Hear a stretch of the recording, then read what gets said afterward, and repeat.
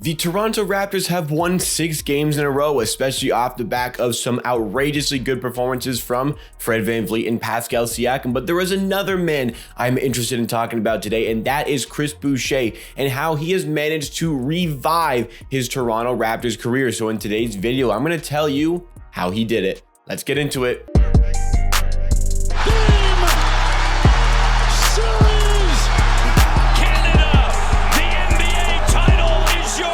Welcome NBA and Raptors fans. This is Amateur Hour Sports, the channel where you get NBA content with a focus on the Toronto Raptors at least 4 different times a week. So if you like what you see from today's video, then make sure you are subscribed to the channel to keep up with all that content coming your way, and you can help us as we get close to 8,000 subscribers. But again, I want to talk about Chris Boucher today. And I want to talk about Chris Boucher extremely positively, because this season I have been very critical of Chris Boucher, and I think it's been warranted. I think it's been very fair, because Chris Boucher hasn't really been any good this season up until very recently. Maybe there were some good games here and there, but there was no real consistency. And I felt like, the good games were one-offs and there were lots of bad games. And the bad games were where Chris Boucher was not affecting the game in any way whatsoever. I've had rants about this.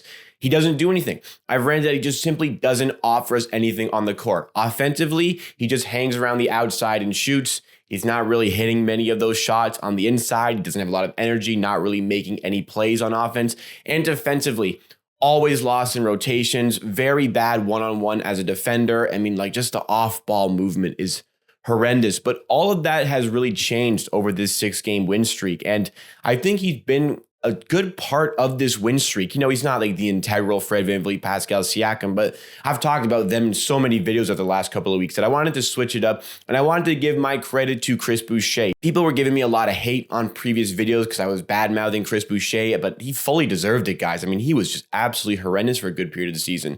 But I don't have an agenda against any player, especially Raptors players. So, when Chris Boucher turns it around and starts playing well, I'm going to be happy. I'm going to talk about it, and that's exactly what I'm doing in today's video. So we're going to talk about how Chris Boucher did revitalize his season, how he did revive his Toronto Raptors career. We're going to talk about if I still believe that the Raptors should look to trade him by the deadline, which is 1 month away now. And finally, we're going to talk about if this level of play is sustainable for Chris Boucher. So let's talk about how he is doing it. I think the biggest thing is energy and the fact that he just seems more switched on. It's not really about the box score for a player like Chris Boucher all the time. Last season, it really was, because he put up some outrageous statistics. I mean, 13.6 points per game with 51% shooting from the field, 38% from 3 for a guy who's making like $6-7 million. That's ridiculous. He was putting up crazy numbers, good amount of rebounds, 1.9 blocks per game. That was great, and that put Chris Boucher in some 6th man of the year and some most improved conversations. But this season, it all kind of went away. I don't know what it was. Maybe he had less of a role, but even still, he was getting plenty of opportunities on the court for the team, was not knocking down his shots, and again, just finding no way to really influence the game. Defensively, I found that he always didn't know where to be in terms of his rotations defensively. And even when he was in a man-to-man, one-on-one matchup, he just always got burned, and he always bites on pump fakes. He was just a liability to have on the court, and that led to definitely some really low amounts of minutes, and that also included a did not play for Chris Boucher. But he dug in, got back to work. I think the offseason, I don't know, I'm just speculating. I feel like he didn't really do enough in the offseason to get himself ready for the season. And then as the season hit, it was a bit of a reality shock, because he just seemed behind the pace. What he's been doing over the last couple of weeks, there was that one just crazy game against the Sixers where he had 28 points and 19 rebounds. Yeah, sure. You don't need to watch the game to know he had a good game there. But watching recently, yesterday, he didn't fill the stat sheet, but what Chris Boucher was doing and is doing right now is bringing energy to the court. And he alluded to that in a post-game press conference where he was saying, I got to be the most energized guy on the court every single game, and I know I got to do that. There's that great photo of him just a couple of games ago against the Jazz, coming off in the 4th quarter, absolutely exhausted. I thought he was spectacular in that period of time in the 4th quarter, and I thought that he was the only player who actually played well in the first half against the Jazz, because he is bringing the energy, but he's doing the right things. Sure, if he's open for 3, sometimes he's going to take it on. He's not really hitting them right now. He's shooting about 25% this season, but He's got to shoot those. Maybe he can get them back. If you're wide open, you shoot some of them. But what he's really doing now is having a presence on the interior. He's finishing on the inside. Sure, there are some mistakes, but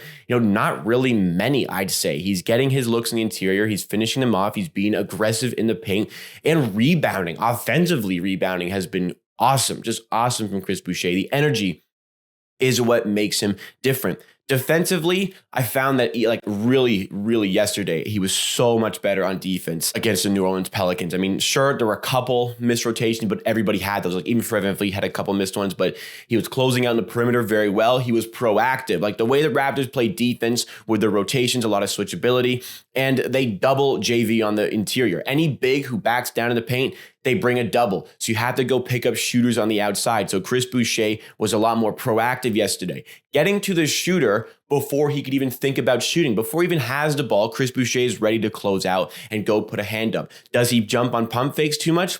Absolutely. Chris Boucher's tall. Standing there with your hand up is going to deter the shot enough. But I think that was more in the first half. In the second half, that got better. One-on-one on defense. He just seems a lot more switched on and doing a lot better of staying with a man, and he's doing a great job of rebounding. Rebounding against JV is difficult. I mean, what did he have? 17 rebounds in the game, but that's going to happen. Chris Boucher still did a great job managing against that, and I think he was a big reason why the Raptors won the rebound battle 46-35. The energy is there and the desire is there and the ability to find his role on offense and on defense to help this team. Not help his stats, help out the team. That's what's been different from Chris Boucher that is making him so much better recently.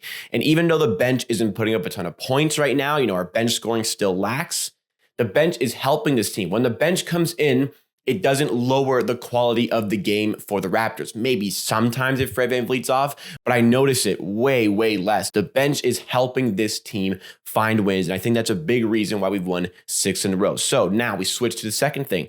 Should the Raptors still look to trade him? There's a month left until the NBA trade deadline hits. And in my opinion, I mean, we've been kind of looking for Chris Boucher to get his value up. And I think if there is a team who needs that stretch center coming off the bench and we can get a good deal, I don't think it's that stupid of a thing to do. I mean, the Utah Jazz, I think they could use a backup center who's really mobile just to add something different. If they can get a trade in there, maybe they should be interested in Chris Boucher. I've been saying all season and off season, the Brooklyn Nets would really want to have somebody like this as their 5-man, especially coming off the bench for the playoffs where you could stretch him out, put him on the outside, leave some more paint room open for Harden, KD, and even right now, possibly Kyrie Irving. So I think for the Raptors' sake, if you can get a true big man in return, it wouldn't be the worst thing. I don't think you should really rush to trade him, but hey, if there's a good deal there, if there's a team looking for a stretch center, somebody who's an undersized 5, the Raptors should really be interested in those conversations. Right now, Chris Boucher's contract, it's quite cheap, but he is a free agent at the end of the season. And I thought that based on the way he was playing earlier in the season,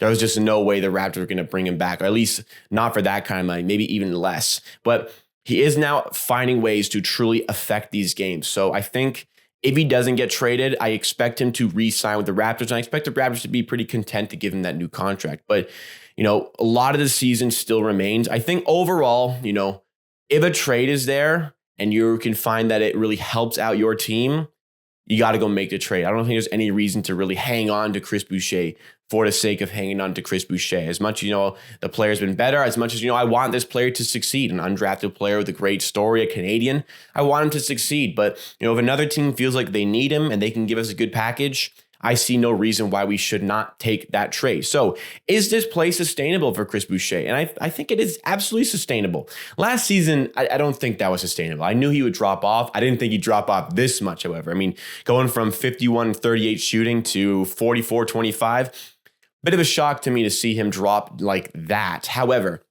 sustainability for this string of play is there because all it is really, it's not really as much as the skill.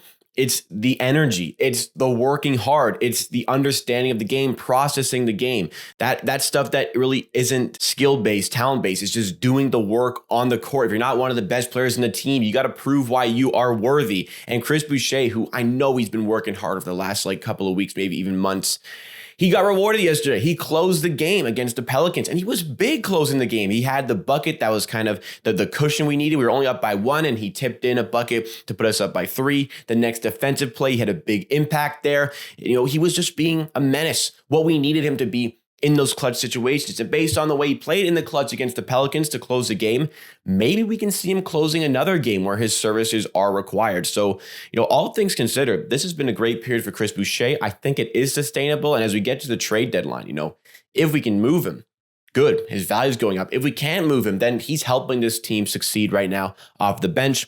And that is exactly what we need from the player. I'm happy for him. I'm very happy for him. Guys, I criticized him so much, but I thought it was deserved. And I think that, I'm not the only one who's been saying it. I'm sure he's heard from other people. He's certainly heard from his coaches, from maybe some people who know him, telling him. And he's been working hard. He deserves the credit he's getting right now. And I hope that he can just continue to help out this team and help us win games. Big test against the Suns on Tuesday. Let's see how good the Raptors can play. So what have you guys made of Chris Boucher's season? Was I a little too harsh on him before? Does he not deserve the credit I'm giving him now? Let me know your thoughts and opinions in the comments down below, because that is it for me for today, guys. Thanks so much for watching this video. If you're still here watching the whole video, then that surely deserves a like on the video. Let's get to 150 likes on this video, help out and help grow the channel. And if you're new and you did enjoy the video, then make sure you're subscribed. You can see more of these videos. In fact, at least 4 Raptors videos every single week. Stay up to date with those videos, and I'll see you again next time for another one.